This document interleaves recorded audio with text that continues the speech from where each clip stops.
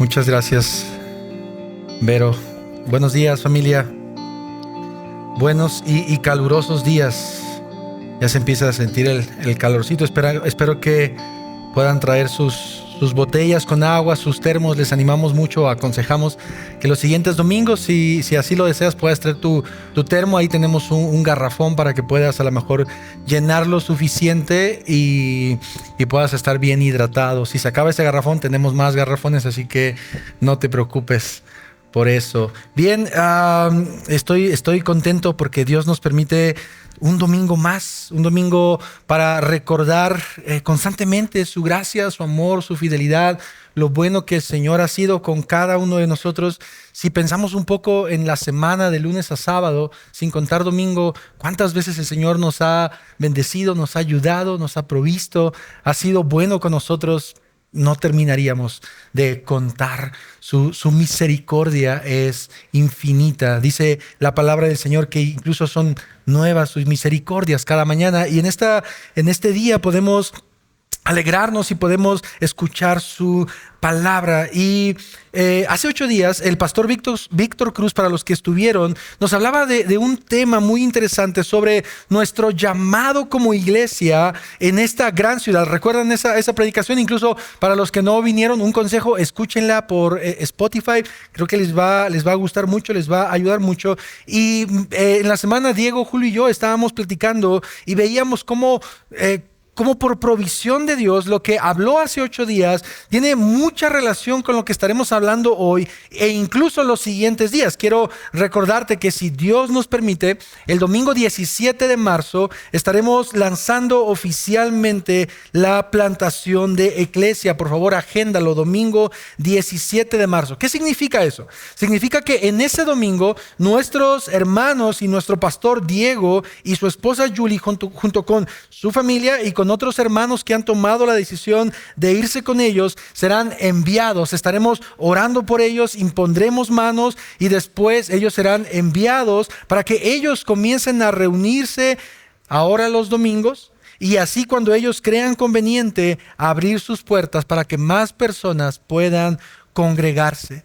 Familia, la Ciudad de México necesita de iglesias que estén centradas en el Evangelio y que tengan como enfoque precisamente a Cristo. Y por esa razón, durante todo este mes, familia, quiero anunciarte que estaremos en una, por así decirlo, una pequeña serie compartiendo algunas predicaciones, algunos temas sobre plantación de iglesias que consideramos nos van a ayudar mucho para poder familiarizarnos con este tema. ¿Qué significa la plantación de iglesias? ¿Por qué debería ser importante plantar iglesias? Ya hay una en mi colonia. ¿No es suficiente con esa plantación? Así que quiero animarte a que no faltes durante todo este mes. Durante todo este mes vamos a estar hablando de este tema y, por así decirlo, el día de hoy vamos a dar una introducción a esta serie. Así que quiero animarte mucho.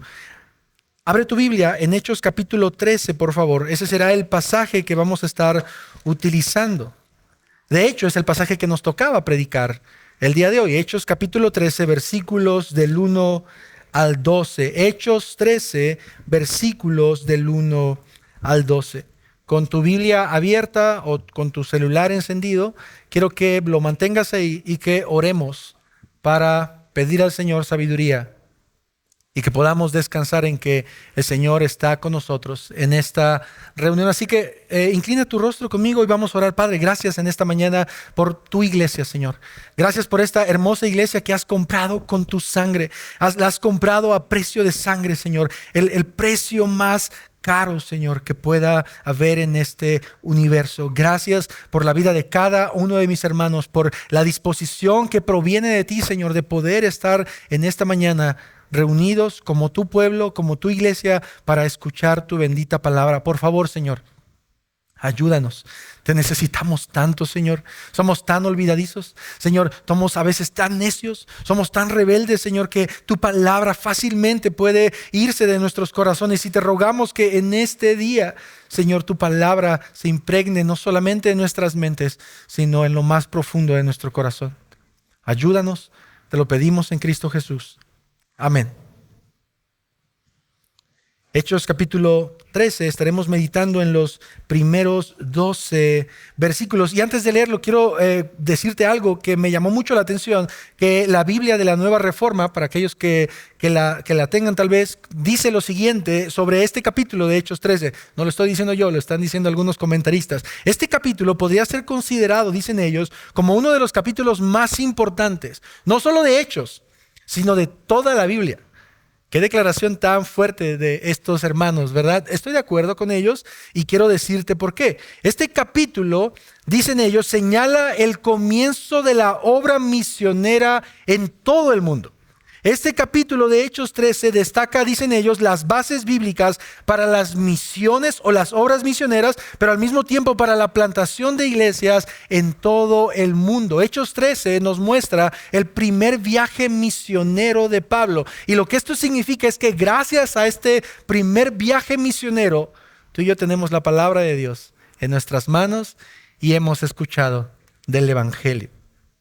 Una vez dicho esto, mira lo que dice Hechos capítulo 13, léelo conmigo por favor.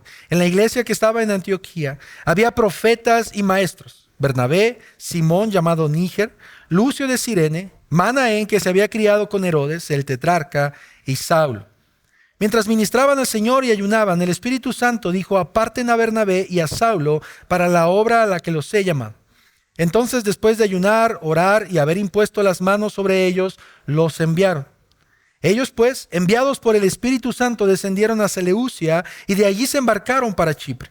Al llegar a Salamina, proclamaban la palabra de Dios en las sinagogas de los judíos y tenían también a Juan de ayudante.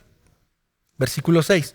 Después de haber recorrido toda la isla hasta Pafos, encontraron a cierto mago, un falso profeta judío llamado Bar Jesús, que estaba con el procónsul Sergio Paulo, hombre inteligente. Este hizo venir a Bernabé y a Saulo y deseaba oír la palabra de Dios. Pero Elimas, el mago, pues así se traduce su nombre, se les oponía, tratando de desviar de la fe al procónsul. Entonces Saulo, llamado también Pablo, lleno del Espíritu Santo, fijando la mirada en él, dijo: tú, hijo del diablo, que estás lleno de todo engaño y fraude, enemigo de toda justicia, ¿no cesarás de torcer los caminos rectos del Señor? Ahora la mano del Señor está sobre ti. Te quedarás ciego y no verás el sol por algún tiempo. Al instante, niebla y oscuridad cayeron sobre él e iba buscando quien lo guiara de la mano. Entonces el procónsul, cuando vio lo que había sucedido, creyó maravillado en la doctrina del Señor. Familia, este será el texto que estaremos viendo el día de hoy y yo he titulado este sermón de la siguiente forma: un llamado misional para la iglesia. Ese será el título que estaremos utilizando en esta mañana, un llamado misional para la iglesia. Y quiero decir algo también desde el inicio. Considero yo que este pasaje principalmente hablará, o quisiera que hablara, al corazón de las personas que se irán a plantar junto con Diego y Julie a iglesia. Mi propósito como esta introducción es principalmente hablar a nuestros hermanos que están teniendo o que incluso aún tienen dudas sobre irse o no irse para plantar iglesia. Pero también considero que este pasaje, así como toda la Biblia, tiene siempre algo que decirnos para todos. Así que los animo mucho, familia, a que podamos poner toda la atención posible a lo que estaremos viendo en estos minutos. En esta ocasión, en este sermón, voy a hablarte de 3 puntos o 3 ideas que considero principales y que vamos a estar viendo durante estos minutos y que las vas a poder ver en pantalla. Estas ideas las he resumido a una sola palabra para que tú y yo las podamos recordar fácilmente. Uno es llamamiento, segundo, oposición y tercero, respaldo. Llamamiento, oposición y respaldo. Llamamiento del versículo 1 al versículo 3, oposición versículo 4 al versículo 8 y respaldo versículos 9 al 12.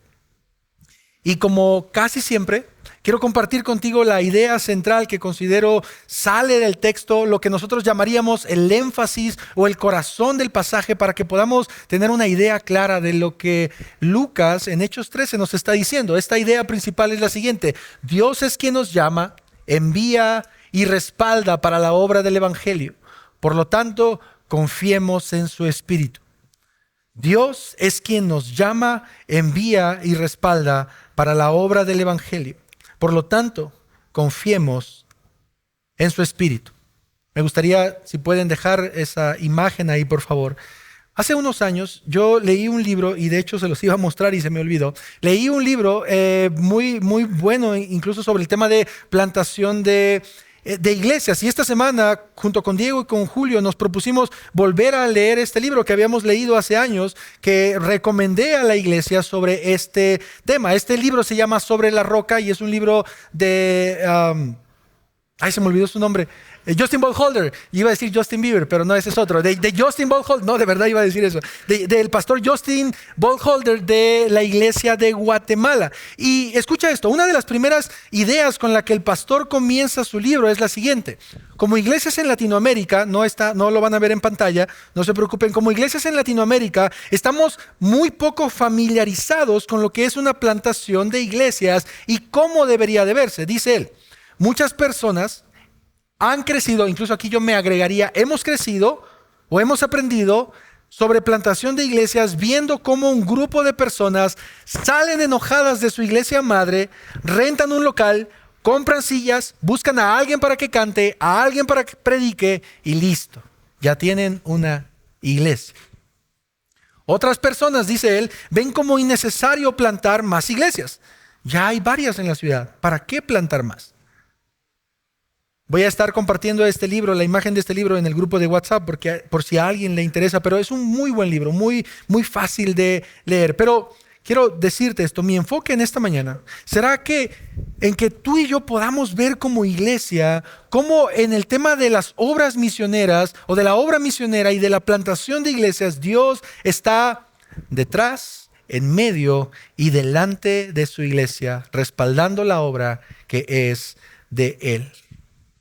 Lo vuelvo a repetir una vez más. Quiero que tú y yo veamos como creyentes que en la obra misionera y en la plantación de iglesias Dios está detrás, en medio y delante de su pueblo respaldando la obra que es de Él. Es decir, el crecimiento del reino de Dios. Así que ve conmigo a la primera idea, por favor, que vamos a encontrar del versículo 1 al versículo 3, la cual he titulado El llamamiento o llamamiento. Y quiero que leas una vez más conmigo estos versículos porque son poquitos. Dice la palabra, en la iglesia que estaba en Antioquía había profetas y maestros. Estaban Bernabé, Simón llamado Níger, Lucio de Cirene, Manaén, que se había criado con Herodes el tetrarca, y Saulo, el cual nosotros conocemos como Pablo. Mientras ministraban al Señor y ayunaban, el Espíritu Santo dijo, apártenme a Bernabé y a Saulo para la obra a la que los he llamado. Entonces, después de ayunar, orar y haber impuesto las manos sobre ellos, los enviaron. Esta semana tuve una lucha bastante fuerte con preparar el sermón porque en estos versículos hay tantas cosas que decir y que incluso podríamos pensar en hacer una predicación temática, pero quiero mencionarte algunas cosas sin dejar de lado la idea principal. Y quiero recordarte lo siguiente, esta iglesia que estamos viendo en Hechos 13 es la misma iglesia que vimos nacer en Hechos 12, ¿te acuerdas? Incluso a mí me tocó predicar sobre eso. Después de que los cristianos fueran perseguidos o fueran expulsados de Jerusalén, varios de ellos comenzaron a ir a ciudades gentiles. Un buen grupo de estos cristianos fue precisamente Antioquía. Había cristianos judíos que habían tomado la decisión de ¿qué? De no predicar el evangelio a los gentiles.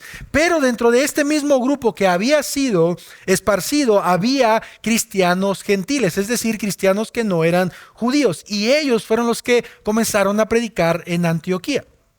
Después vemos en Hechos 11 que Bernabé es enviado por la iglesia de Jerusalén a Antioquía para afirmarlos en la fe. ¿Recuerdas eso? Él junto con Pablo se quedan por todo un año en la iglesia para discipularlos a fin de que esta iglesia sea madura. Así que quiero que pienses en esto. De Hechos capítulo 11 a Hechos capítulo 13, por lo menos ha pasado un año. No sé si te pase, pero a veces leemos la Biblia como de corrido, que perdemos de vista que hay vidas, o sea, literalmente hay vidas transcurriendo en medio de los capítulos y aún de los versículos. Y esto que estamos viendo es precisamente una de estas cosas. Hechos capítulo 11 nos muestra el nacimiento de una iglesia, pero Hechos capítulo 13 nos está mostrando una iglesia muy diferente, ¿te das cuenta? Mira cómo Lucas nos presenta a la iglesia. Lucas está hablando de una iglesia ahora madura. Esta iglesia ya había crecido tanto que tenían maestros y profetas. Es decir, había hombres que hablaban la palabra de Dios, había hombres que enseñaban la palabra de Dios y entre ellos obviamente estaban Pablo y Bernabé, junto con los otros 3 hombres que acabamos de mencionar. Ahora ya dentro de la iglesia, no solamente era una iglesia que estaba creciendo o una iglesia que tomaba leche espiritual, no, ahora vemos que con el pasar del tiempo esta iglesia ya enseñaba a otros hombres a que ellos pudieran predicar la palabra de Dios. Y familia, mientras estaba estudiando este pasaje, quiero compartir algo contigo brevemente, que no creo que sea la aplicación principal, pero mientras leía Hechos capítulo 13, pensaba en nuestra propia iglesia. Y en cuánta necesidad tenemos de que se levanten otros hombres con valor y humildad para ser enseñados y capacitados en la obra del evangelio. Y ojo con esto, porque esto no significa que forzosamente ellos tienen que ser pastores, como es el caso de Hechos capítulo 13. No todos eran pastores, pero vemos en Hechos 13 cómo hombres maduros en la fe habían aprendido y después de que aprendieron, ellos enseñaban ahora la palabra de Dios. Y no sé si tú lo pienses, pero yo sí creo que nosotros como iglesia tenemos mucha necesidad de que otros hombres se levanten o sean levantados por Dios, confirmados por la iglesia, que se preparen y que enseñen al pueblo de Dios. En unas cuantas semanas uno de nuestros pastores se irá a plantar la iglesia. Y la iglesia va a seguir teniendo necesidad de otros hombres que compartan el evangelio. Y aquí es donde yo quiero aventar la pedrada para ver a quién le cae. Pero hombres, yo no sé si el Señor te está llamando a prepararte y a capacitarte para enseñar a otros. No estoy hablando de un pastorado principalmente. Pero si el Señor ha puesto eso en tu corazón, mi pregunta para ti sería, ¿qué estás esperando para aprender, para ser capacitado, para madurar aún más en la fe? No estoy diciendo que no seas maduro, madurar aún más en la fe. Vemos en este texto que había hombres con diferentes contextos, pero con un mismo objetivo, enseñar la palabra, pero darle gloria al Señor a través de eso. Termino o cierro la aplicación. Date cuenta cómo Hechos 13 nos muestra a este grupo de hombres de diferentes contextos. ¿Te das cuenta? Por ejemplo, quiero que vayas a tu Biblia. En Hechos 13, en los primeros versículos, vemos aparentemente a 2 hombres del norte de África. Uno llamado Simón, apodado el Negro. Yo no le puse ese apodo, la Biblia lo pone. Y escucha esto, mira, algunos comentaristas, de hecho de varias versiones que yo leí, por lo menos 4 versiones de la Biblia, piensan que este Simón apodado el Negro es en realidad Simón de Cirene. ¿Te suena ese nombre? Simón de Cirene es el hombre que ayudó a Jesús a cargar la cruz camino al Gólgota. Ahora, eso es lo que ellos piensan, que este Simón es el mismo Simón de Cirene. Cirene es una provincia al norte de África. No es un apellido o un apodo, no. Es una provincia al norte de África. Entonces, su apodo tendría mucho sentido con el color de su piel si era él del norte de África y le apodaban el Negro. También encontramos a Lucio de Cirene, otro hombre que proviene del norte de África. Contextos muy diferentes a los judíos. Escucha esto, tenemos a un hombre llamado Manaén, una persona, y considero yo, muy influyente dentro de su contexto, pues dice la palabra que este hombre se había criado ¿con quién? Con Herodes el tetrarca. Y algo muy rápido, porque ese fue un tema del que hablamos hace unos jueves en el grupo comunitario. Recuerda mucho no confundir a este Herodes de Hechos 13 con el Herodes de Hechos 12. Ten cuidado con eso, porque el Herodes de tetrarca del que está hablando Hechos 13 es el Herodes que decapitó a Juan y que se burló de Jesús mientras lo estaban llevando camino a la cruz. Es decir, mientras que el Herodes de Hechos 12 es Herodes Agripa, el Herodes de Hechos 13 es Herodes el tetrarca o Herodes Antipas. En fin, este hombre llamado Manaén, de acuerdo a lo que poco que podemos ver, tiene una infancia bastante privilegiada, crece junto al rey, pero de alguna forma que la Biblia no nos explica, este hombre conoce del evangelio y ahora está sirviendo a la iglesia. ¿Por qué estoy resaltando esto? Porque quiero que veas cómo la Biblia habla de diferentes contextos. Está hablando de dos hombres que son del norte de África, está hablando de un gentil que nació en Chipre, pero que también provenía o tenía sangre judía, Bernabé. Estamos hablando de un judío de cepa, un judío llamado Pablo. Tenemos a un hombre llamado Manaén que tuvo bastantes privilegios. Y esto me encanta porque, familia, quiero que tú y yo pensemos cómo en el tema de plantación de iglesias y en el tema de obras misioneras, el Señor atrae a personas de diferentes contextos y de diferentes naciones. No necesitamos ir tan lejos. Tus pastores. Tenemos a un pastor veracruzano, tenemos a un pastor chilango, ¿sí? Un pastor chilango y a un pastor poblano. Diferentes contextos, diferentes formas de pensar, diferentes formas de hacer las cosas, pero que estamos unidos con un mismo objetivo: la gloria de Dios y la edificación de su pueblo. Y estos hombres, quiero que veas conmigo, por favor, ve conmigo a Hechos 13 una vez más. Dice, después de que presentan a estos hombres, versículo 2, mientras ministraban al Señor y ayunaban, el Espíritu Santo dijo: aparten a Bernabé y a Saulo para la obra a la que los he llamado. Quiero que te des cuenta cómo estos hombres que estaban ministrando no estaban sentados en la iglesia. No eran personas que iban de vez en cuando o que estaban, como normalmente decimos, calentando bancas. No, eran hombres que estaban sirviendo en la iglesia, estaban ministrando a la iglesia, pero al mismo tiempo, mientras servían a la iglesia, estaban teniendo una comunión con el Señor. Dice que ellos ministraban, pero al mismo tiempo ayunaban. Y aquí yo quiero aclarar algo que parece bastante obvio, pero a veces no lo es. Familia, el servir a Dios o a la iglesia no es lo mismo que vivir en comunión con Dios. Sé que lo sabes, pero quiero recordarte. Muchas personas pueden servir a Dios, pueden vivir para el ministerio, pero no tener una relación con Dios. Y sabes, por triste que parezca, esto es bastante común. Y sobre todo entre los pastores. Podemos estar tan ocupados en la mies que olvidamos al Señor de la mies. Podemos estar tan involucrados con la iglesia y con las plantaciones que pensamos que esto es equivalente a amar al Señor. Hace ya algunos meses yo estaba viendo un evento en vivo en donde se estaba premiando a varios pastores de cierta denominación, no te voy a decir cuál, pero muchos de estos pastores llevaban 30, 40 y hasta 50 años sirviendo para la obra, sirviendo a la iglesia. Y escucha esto, y esto es verdad. En medio de la ceremonia y el reconocimiento, el presentador dijo lo siguiente: estos hombres, porque tenía una hilera como de 50 pastores, dice, estos hombres han dado todo para la gloria de Dios y han dejado a familia, a esposa y a hijos por servir al Señor. Ahora, yo sé que para nosotros o para varios eso puede sonar muy romántico. ¡Wow!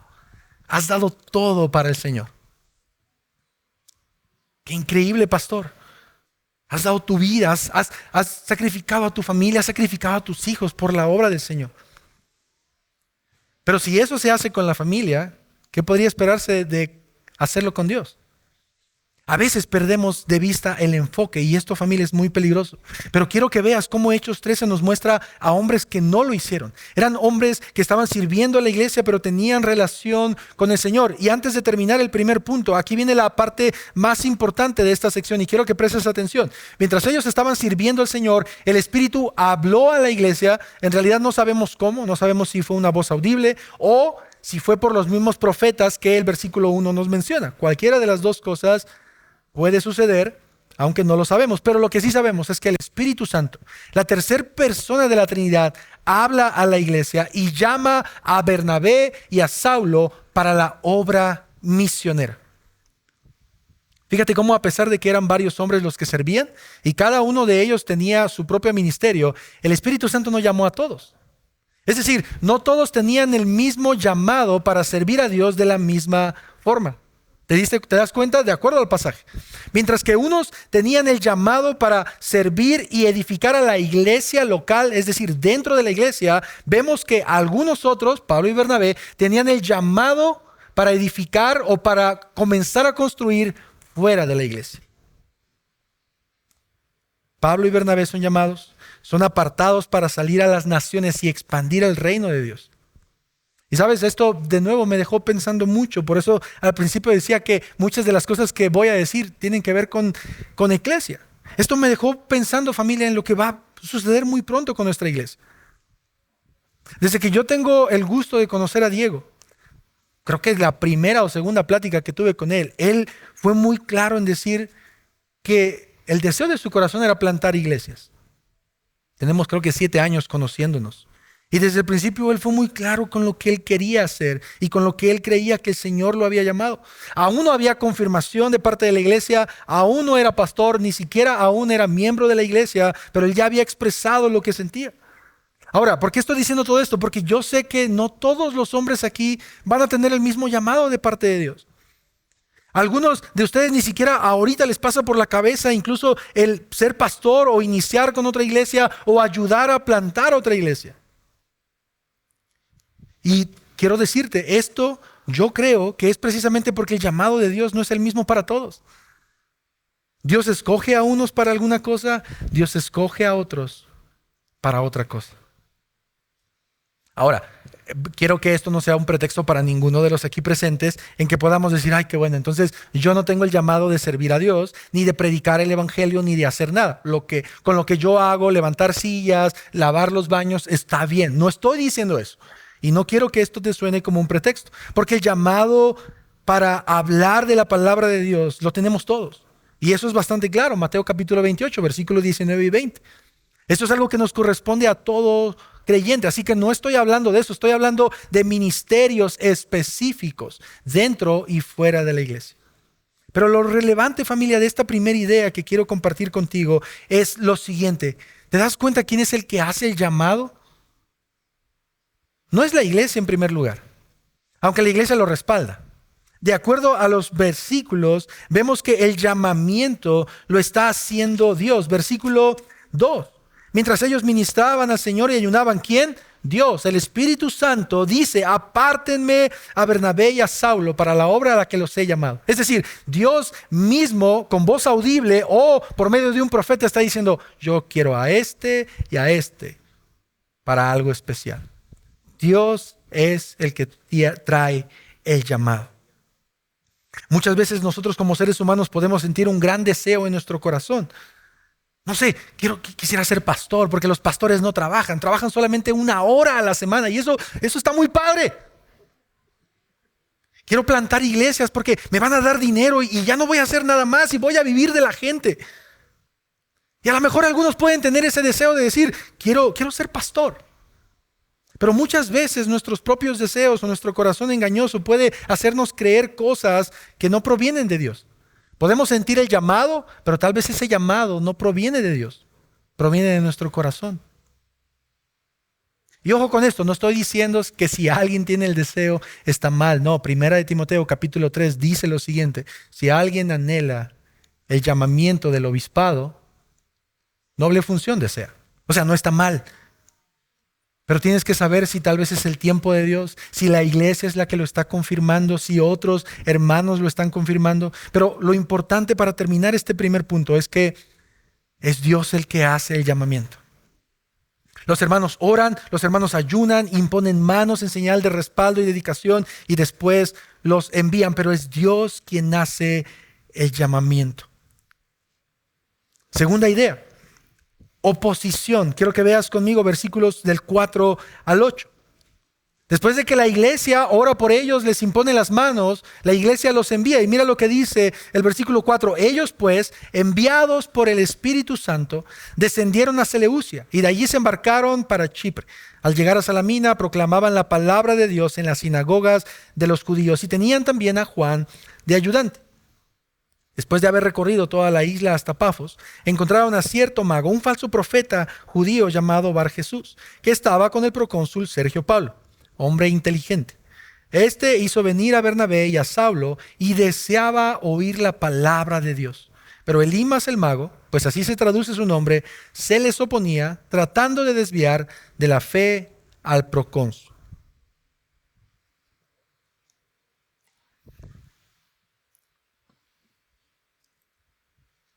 Es de llamar la atención que Mientras que el versículo 3 de este pasaje nos dice que es la iglesia la que envía, el versículo 4 nos dice que ¿quién es el que envía?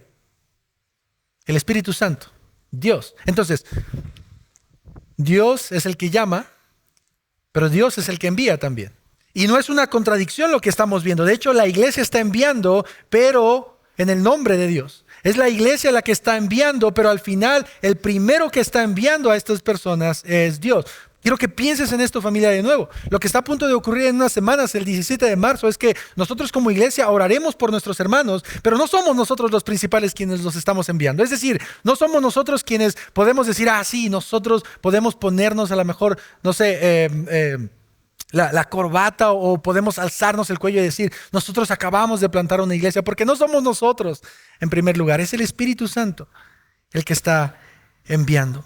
Pablo y Bernabé descienden a Seleucia, es decir, al puerto marítimo que estaba en Antioquía. ¿Recuerdas? Ellos estaban en Antioquía, descienden al puerto marítimo y van a una isla llamada Chipre. ¿Recuerdas qué personaje de estos que estamos viendo es de Chipre? ¿Alguno de ustedes se acuerda de Hechos capítulo 4? Bernabé. Bernabé era de Chipre. Así que ellos comienzan su obra misionera desde un lugar que Bernabé conocía. No sé si tú lo piensas, pero a mí esto me parece bastante estratégico. Bernabé tenía familia, Bernabé tenía conocidos, tenía amigos, tal vez a los que les había hablado de Dios, porque recuerda, él era un judío gentil. Y ahora ellos deciden ir a esta isla, a un lugar conocido, para comenzar a predicar el evangelio. Y de nueva cuenta, ellos comienzan en un lugar estratégico. ¿En dónde? En la sinagoga, en donde había judíos, pero también había prosélitos. Deciden ir a Salamina, dice la palabra. Salamina es la ciudad más importante de todo Chipre. De nuevo, estrategias. ¿Te das cuenta cómo ellos no solamente dicen, bueno, pues un volado, a ver, no. Bernabé es de Chipre. Pues tengo conocidos, tengo amigos, vamos a Chipre. Estando en Chipre, vamos a la ciudad más importante. ¿Por qué? Porque en la ciudad más importante siempre hay sinagogas. Hay judíos que van a escuchar de la palabra. Entonces, ellos deciden ir a la sinagoga a predicar el evangelio. Y esto considero, yo no sé si estés de acuerdo conmigo, pero tiene mucho que ver con la promesa o con el mandamiento que Jesús hace. Predica el evangelio, o el evangelio es para los judíos primeramente, pero también al griego. Romanos capítulo 1, versículo 6. Así que ellos comienzan a predicar el evangelio ahí. Ahora, ellos se encuentran con un problema, con un conflicto, como en casi todas las historias. Ellos encuentran oposición, específicamente de una persona. Y sabes, estaba pensando y recordando incluso la predicación del pastor Víctor hace 8 días, porque esto es algo de lo que nos habló también él. ¿Recuerdas? Él nos habló acerca de que como creyentes en este mundo nosotros vamos a encontrar rechazo, oposición al evangelio. Y esto es precisamente lo que Pablo y Bernabé estaban experimentando. En este primer viaje, como en todos los viajes de Pablo, ellos encontraron rechazo a la palabra de Dios. Ahora, lo interesante aquí, familia, es ver de quién proviene este rechazo. Léelo conmigo una vez más, versículo 6, por favor. Después de haber recorrido toda la isla hasta Pafos, es decir, ellos comenzaron en Salamina, en una orilla de la isla, y la recorrieron toda hasta Pafos, hasta la otra orilla de la isla. Después de haber recorrido toda la isla, encontraron a cierto mago, un falso profeta. Escucha, un mago, un falso profeta. ¿De dónde provenía este hombre? Era judío, llamado Bar Jesús. No sé si esto te asombre, pero debería de. Este hombre era un judío, es decir, era alguien que conocía la palabra de Dios, que desde pequeño había sido instruido en la palabra de Dios, como lo dice Deuteronomio. Es decir, sus padres le enseñaron la palabra de Dios. Despertaba y escuchaba la palabra de Dios. En el camino escuchaba la palabra de Dios. En casa escuchaba la palabra de Dios. Es como si lo tradujéramos ahorita como decir, era un cristiano, o era alguien que profesaba el cristianismo desde pequeño. Este niño estaba en la iglesia, este niño estaba en las sinagogas, este niño había crecido con la palabra de Dios, pero pasa el tiempo y este hombre se hace un mago, un hechicero. Algo que la palabra de Dios condenaba rotundamente. Pero no conforme con eso, este hombre, además de ser un mago, era un falso profeta. Era alguien que hablaba mentira en el nombre de Dios o en el nombre de cualquier otro Dios. Esto es muy triste, porque este hombre que una vez que escuchó a Pablo y a Bernabé, debía ser de los primeros que tenían que correr a decir, anhelo escuchar la palabra de Dios. Era el primero que se les estaba oponiendo. Un judío que se había hecho mago y que se había hecho falso profeta. Y mira aquí un contraste que encontramos bastante interesante dentro de nuestro texto. Si tú recuerdas el primer versículo, nos habla de que la iglesia madura ya en la fe contaba con maestros y ¿con qué? Profetas. Verdaderos profetas que hablaban la palabra de Dios al grado de que posiblemente uno de ellos profetizó o anunció lo que el Espíritu Santo había dicho, de apartar a Pablo y a Bernabé. Pero ahora tenemos a este hombre, un hombre judío, que no solo se oponía a la verdad de Dios, sino que la distorsionaba por medio de falsas profecías. Lo vuelvo a repetir, este hombre que debía ser el primero en escuchar y creer el mensaje del Evangelio, es el primero que se está oponiendo a él. Este hombre llamado Bar Jesús o Elimas, como se traduce su nombre, era una persona bastante influyente en Chipre. ¿Cómo lo sabemos? Porque estaba al lado del procónsul. ¿Qué era un procónsul? ¿O quién era un procónsul? Un procónsul era el primer oficial de dicha provincia. Es decir, el Imperio Romano lo ponía a él, tú te vas a encargar de toda esta isla. Esa persona era. No era un rey, pero era el primer oficial. Era el que tenía la responsabilidad y al mismo tiempo los privilegios también. Y Elimas estaba con él.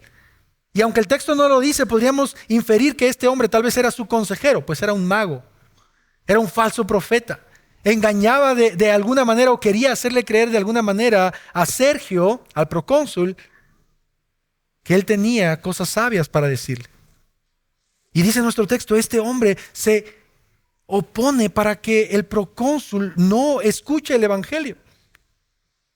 ¿Te das cuenta? Sergio Pablo es el que pide que Pablo y Bernabé hablen, es decir, un gentil escucha a Pablo y a Bernabé, algunos hombres judíos que están predicando algo diferente, e incluso me gusta mucho cómo lo dice Lucas, este hombre era inteligente, tan inteligente que decidió escucharlos, tan inteligente que sabía que había algo nuevo y decía, yo quiero saber qué están diciendo. Este hombre era inteligente y decide llamarlos, pero Elimas, posiblemente al saber que tal vez su negocio, su relación con el procónsul se iba a terminar porque si él era el consejero y escuchaba otro consejo u otra palabra de alguien más, se iba a terminar su relación con él. Es decir, la palabra de Dios encuentra oposición inmediatamente. Y lo vuelvo a decir, familia, esto no es algo que deba extrañarnos. La palabra de Dios siempre ha encontrado oposición.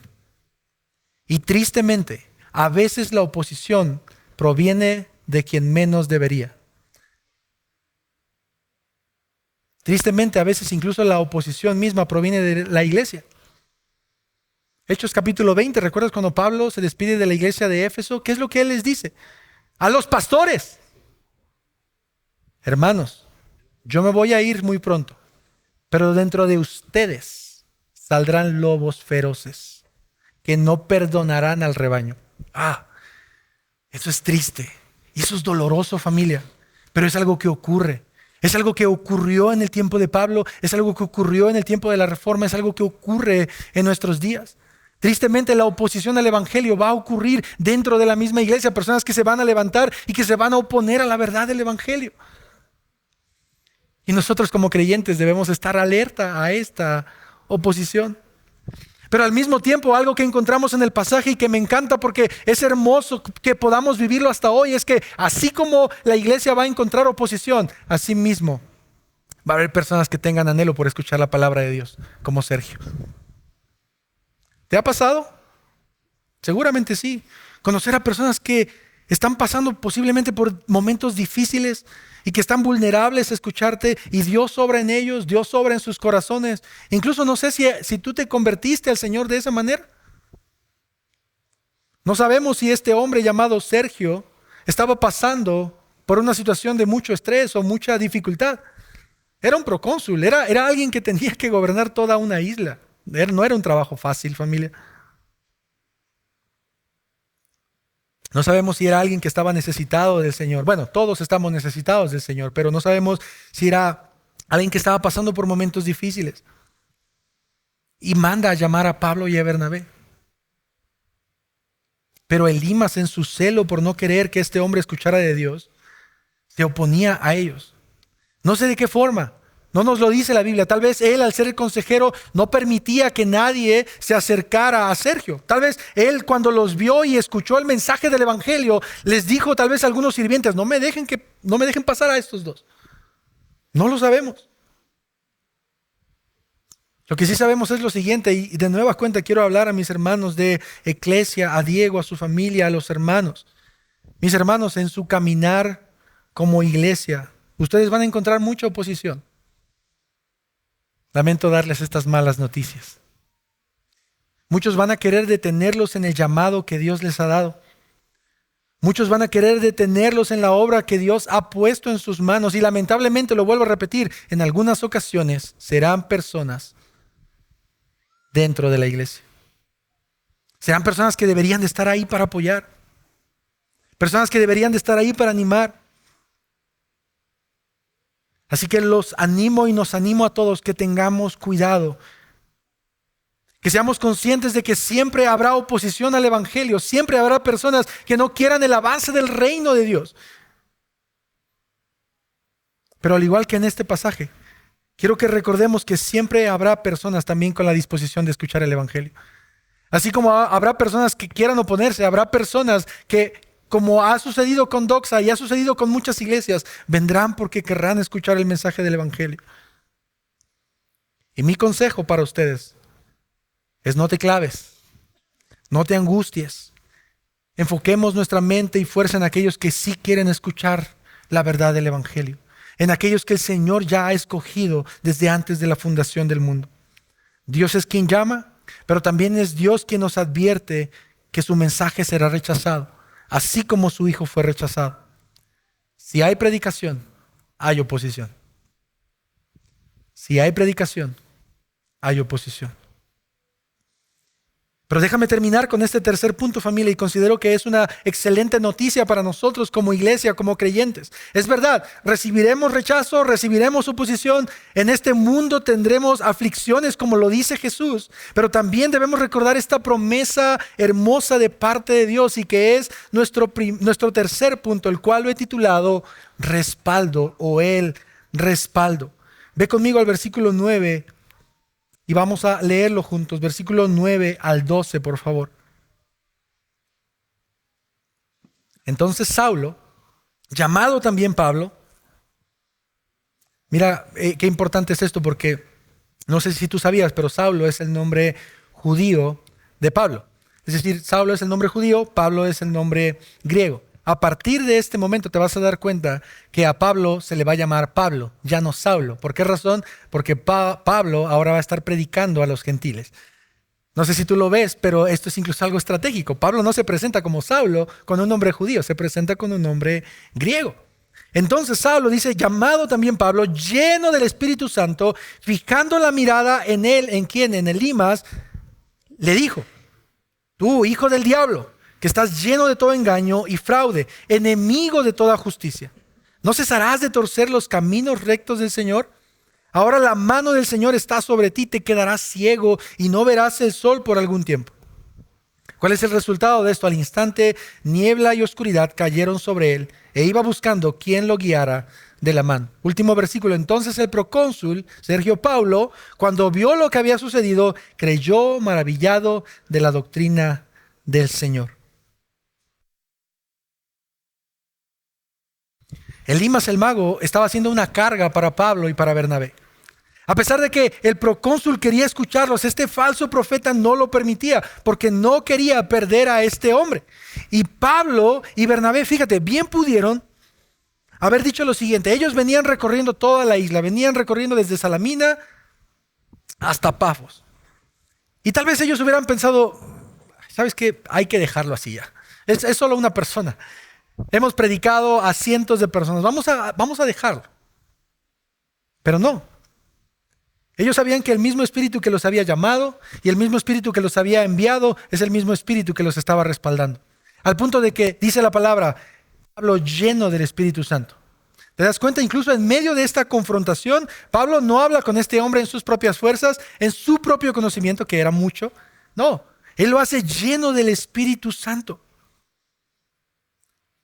Este hombre, Pablo, a pesar del conocimiento que tenía, no usa eso para confrontar. Él estaba lleno de Dios, su vida estaba llena de Dios, y por esa razón es que él pudo decir lo que dijo. Y específicamente 3 cosas menciona a Elimas. Número 1, le dice hijo del diablo. Era evidente que este hombre no era un hijo de Dios, a pesar de que era judío, a pesar de que había recibido el pacto de Dios.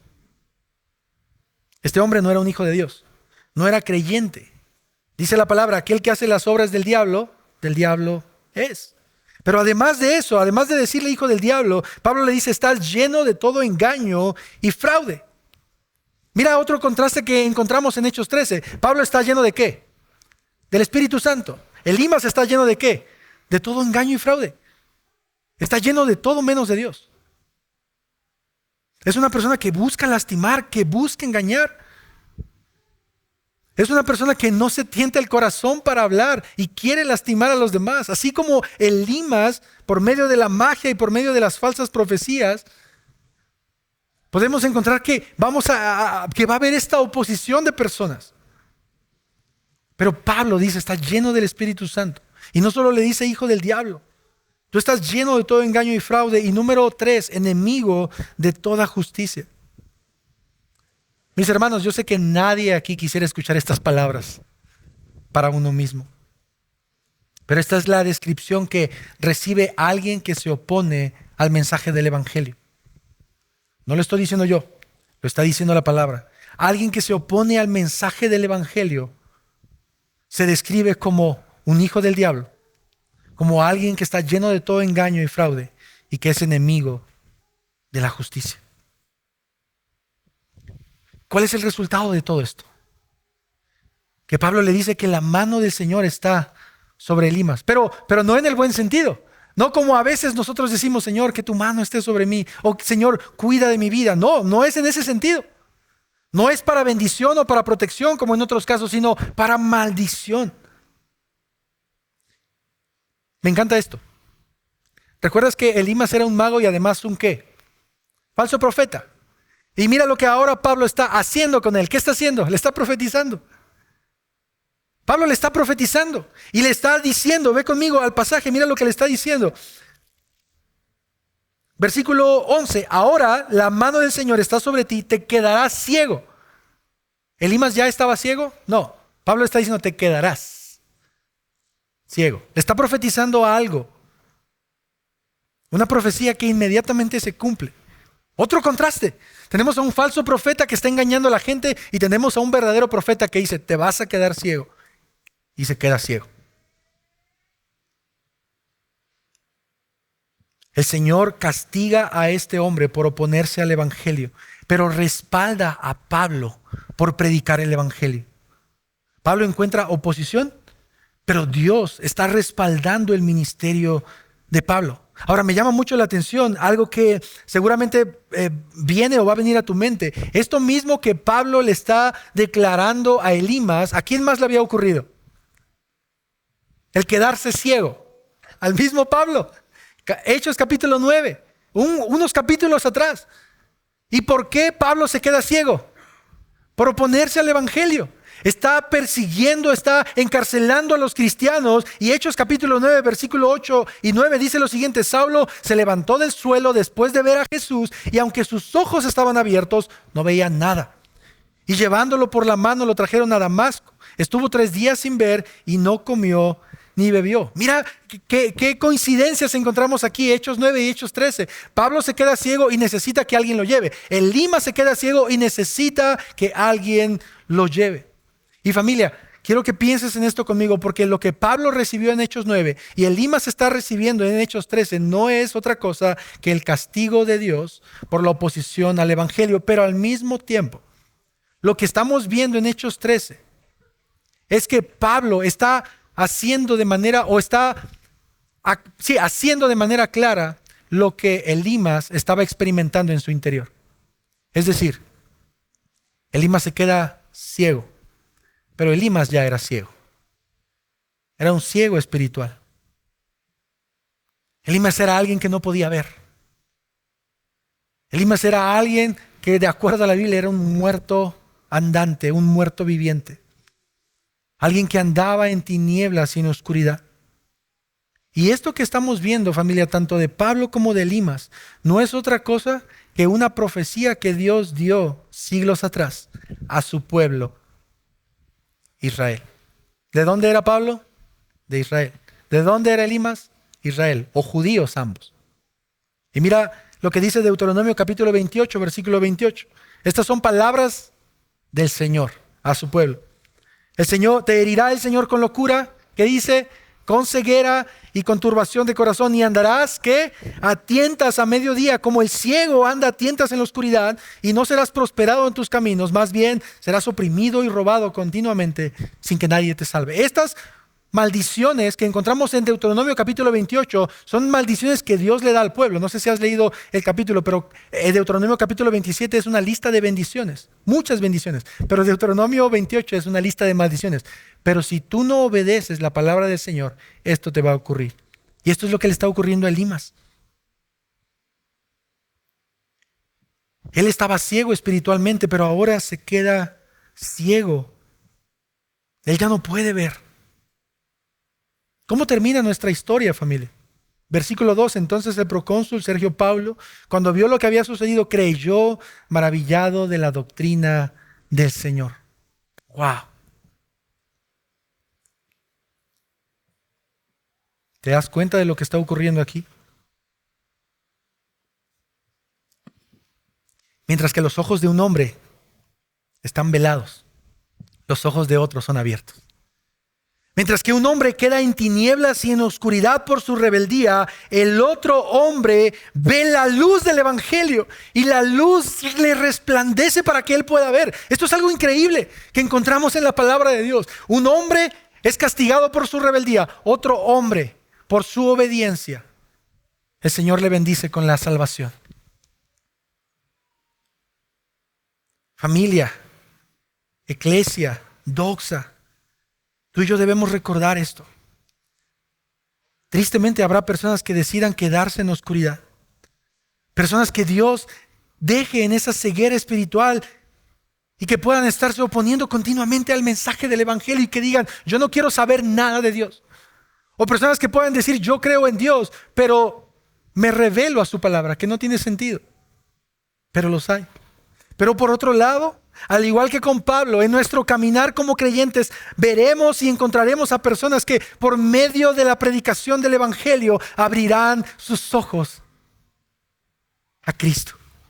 Y sabes que nosotros como creyentes debemos de gozarnos en saber que si Dios nos ha llamado, Dios nos ha enviado y Dios nos respaldará para predicar el mensaje del Evangelio. O tal como lo dije al principio en el argumento, Dios es quien nos llama, Dios es quien nos envía y respalda para la obra del Evangelio. Por tanto, confiemos en su Espíritu.